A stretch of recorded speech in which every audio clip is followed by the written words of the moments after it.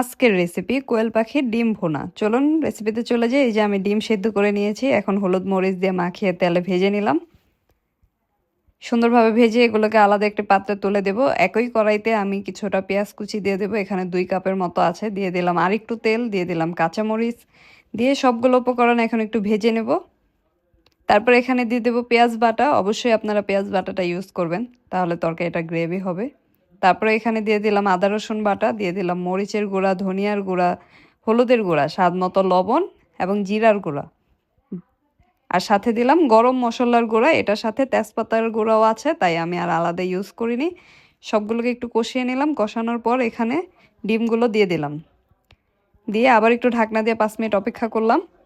এখন এখানে তরকারিটা জন্য পানি দিয়ে দিলাম।